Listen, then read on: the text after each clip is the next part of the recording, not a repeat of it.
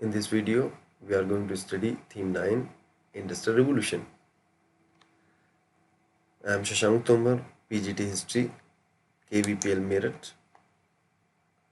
The learning objective of this video are to understand about the concept of Industrial Revolution.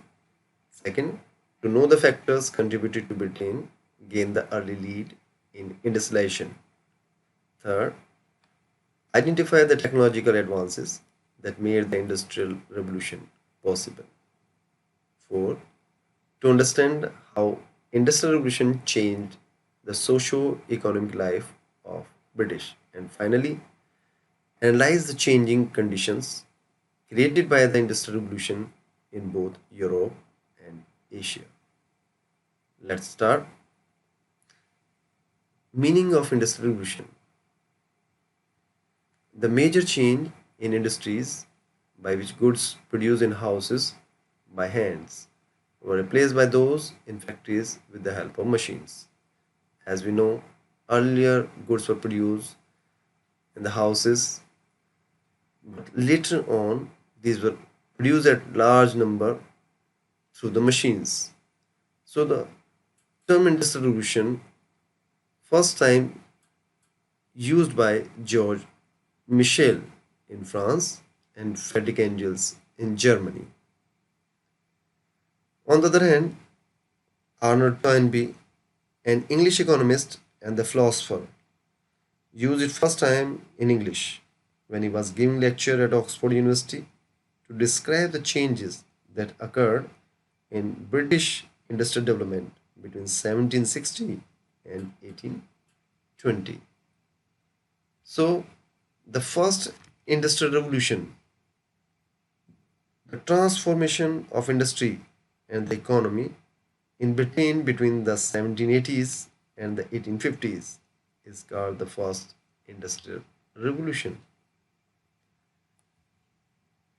This made it possible to produce goods on a massive scale compared to handicraft and the handloom industries. It is strongly associated with new machinery and technologies. The initial focus of the first industrial revolution was on textile and iron industries. The consequences of this revolution changed permanently the human labor, consumption, family structure, and social structure.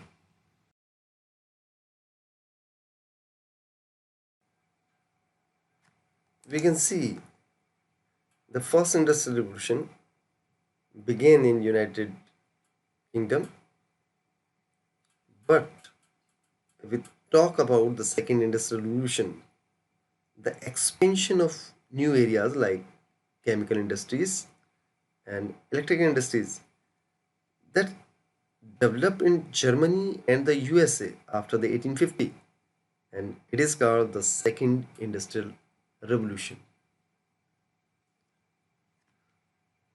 If we talk about why industrial revolution began in Britain, so the factor that led to the industrial revolution in Britain are as follows, and we are going to discuss about these factors in the coming slides one by one.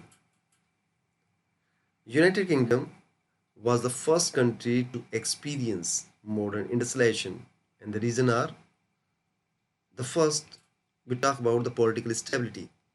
It had been politically stable since the 17th century with England, Wales, and Scotland unified under a monarchy, and that led to common laws, single currency, and taxes on goods.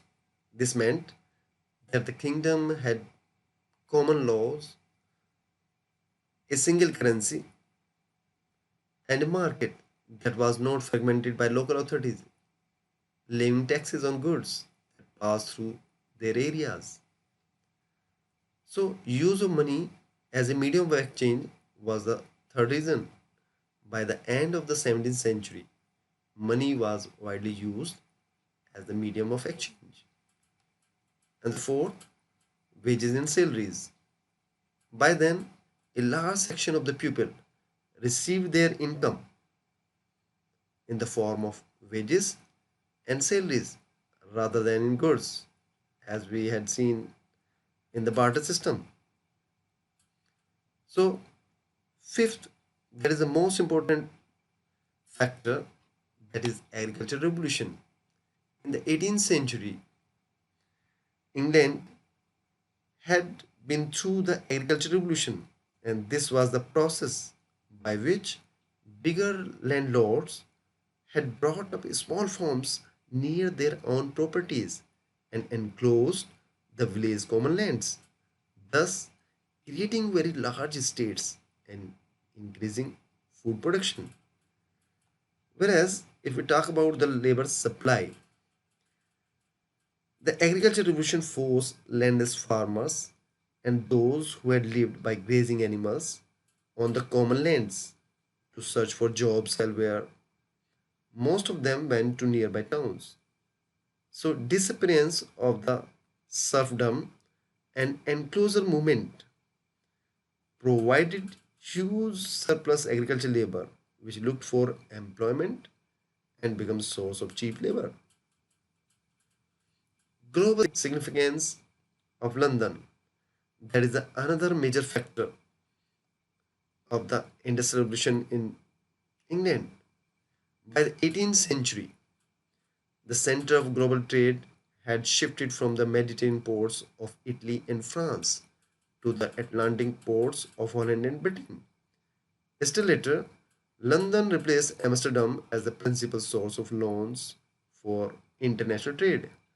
London also became the center of triangular trade network that drew in England, Africa, and the West Indies.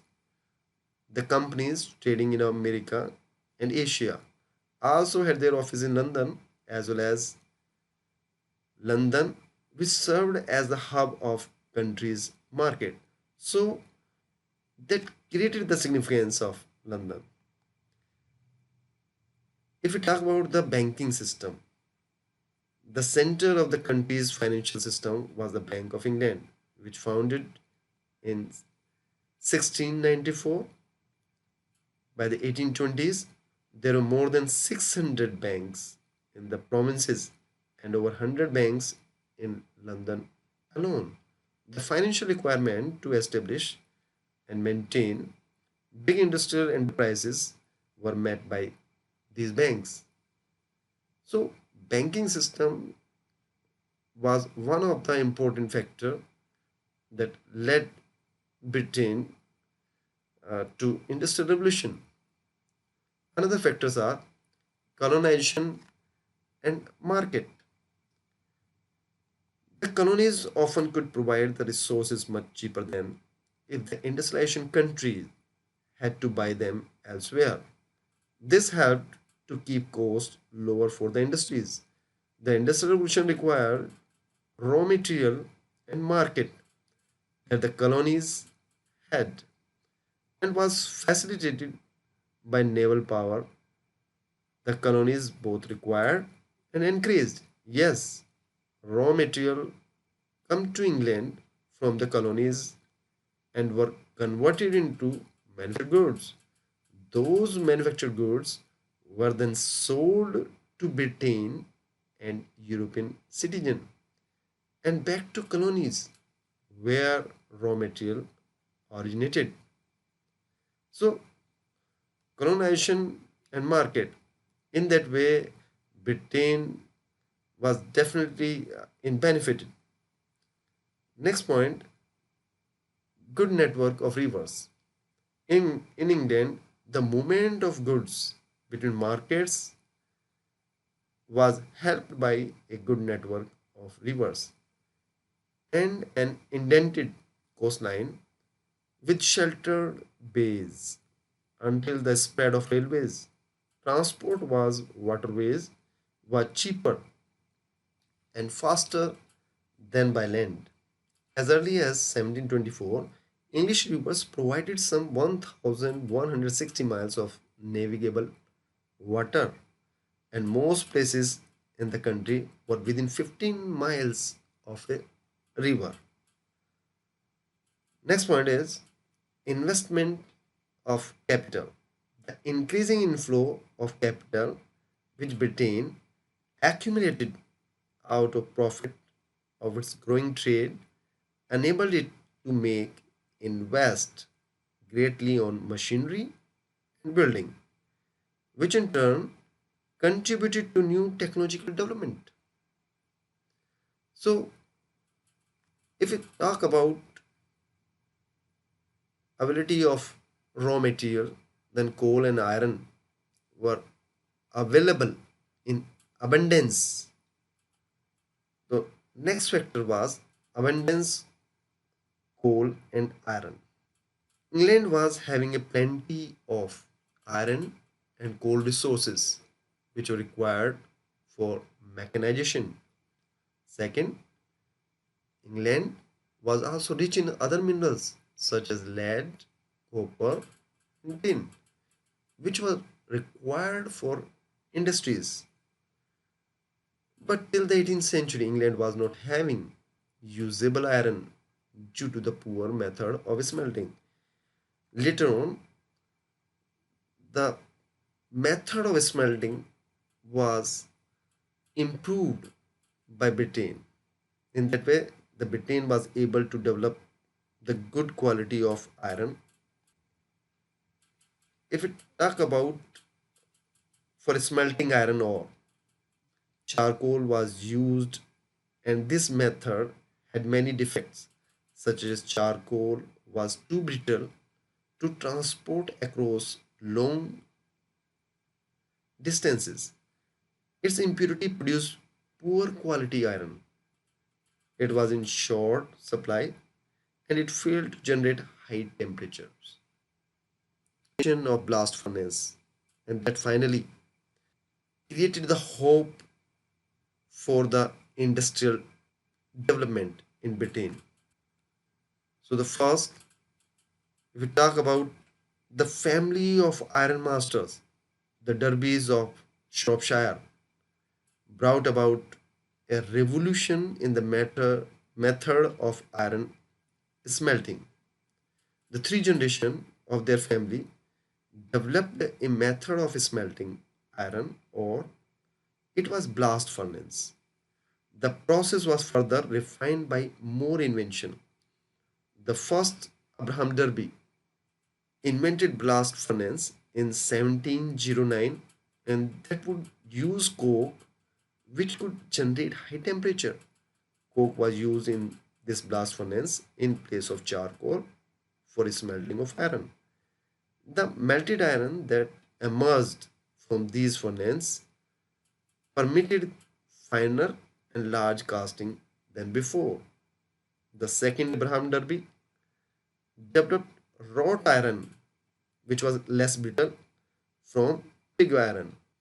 Third, if we talk about Henry Code, he developed the puddling furnace and the rolling mill, which use steam power to roll purified iron into bars. In 1770s, John Wilkinson made the first iron chair vats for breweries and distilleries and iron pipes of all sizes.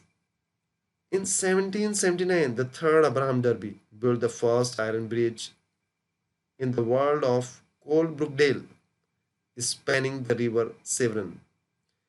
Due to the use of blast furnace, the British iron industry quadrupled its output between 1800 and 1830, and its products were the cheapest to be available in 1820. A ton of pig iron needed 8 tons of coal to make it, but by 1850 it could be produced by using only 2 tons. And by 1848, Britain was smelting more iron than other countries in the world. And that was only because of the invention of the blast furnace and the contribution of the Derbys of Shropshires and other inventors. Now we talk about the steam power. During the Industrial Revolution, the realization the steam could generate tremendous power was important for large-scale industrialization. Water, as hydraulic power, had been an important source of energy for centuries, but its use was determined by area, season, and the flow of water. It was realized that steam power was the only source of energy, and that was reliable and inexpensive enough to manufacture machinery itself. Invention of steam power and its improvement boosted the industrialization. Steam power was the first used in mining industries. Now, the main inventors of the steam powers. The first, if we talk about Thomas Savery's steam engine, he built a model steam engine called the Miner's Friend in 1698, whose purpose was to drain out the water that entered into the coal mines. These engines were worked slowly in shallow depth, and the boiler burst under too much pressure. Means there was some problem. Now, if we talk about the Thomas Newcomen, who built another steam engine in 1712, and this had the major defect of losing energy due to continuous cooling of condensing cylinder. Here comes the invention of James Watt. He built a final and perfect steam engine whose significance was it converted steam engine from mere pump into a prime mover, providing more energy to generating machines in the factories. Before this invention, the steam engine had been used only in coal mines. James Watt also established the Soho Foundry in Birmingham in 1775 with the support of a wealthy manufacturer, Matthew Bolton, from where his steam engine were produced. So we have seen that steam power and the development of the different generation of the steam engines. Here come the another factor, the canal and the railway. The construction of canal, how it contributed and what were the benefits. If we can see that initially canals were built to transport coals to cities, then transport coal by road was expensive and slower and was difficult task due to the bulk and weight of coal. Of course, the first English canal, the Worsley Canal, was built in 1761 by James Brindley, and its completion decreased the value of coal by half. Canals were used for transporting coal, and the big businessman was built uh, canals in order to increase the value of their mines, quarries, or forests on their land. The construction of canal paved the way for the emergence of new market in new towns. For example, Birmingham owned its growth to its position at the heart of the canal system, connecting London, the British Channel, and Mersey and Humber rivers. In the period known as Canal Mania from 1788 to 1796, 46 projects for building new canals were begun. Over the next 60 years, more than 4,000 miles of canals were built. So the construction of canals contributed much in the industrialization and the industrial revolution in Great Britain. Now, if we talk about the invention of the railways, first, Richard Trevithick devised an engine called Puffing Devil in 1801, which pulled truck around the mines where he worked in Cornwall. But the first steam locomotive was invented by Stephenson named Rocket in 1814. The railway transport emerged a new transport system providing cheaper and faster movement of goods. The iron track replaced the wooden one in 1760. Historians argue that the invention of the railway took the industrialization to the second stage. In 1814, George Stephenson constructed a locomotive called the Bleacher that was capable of pulling a weight of 30 tons up a hill at a 4 mph mile per hour. All this development paved the way for the development of the railway transport. The invention of the railways took the entire process of industrialization to a second stage. The first railway line was constructed between the cities of Stockton and Darlington in 1825, and the next railway line constructed Liverpool and Manchester in 1830. During the Little Railway Mania from 1833 to 37, 14,000 of miles of line was built, and during the bigger mania of 1844 to 47, another 9,500 miles of line was sanctioned. So many people got employed. Most part of the England had been connected by railway by 1850. If we have seen all that, the development of the canals and invention of the railways that actually contributed in the industrialization in Britain.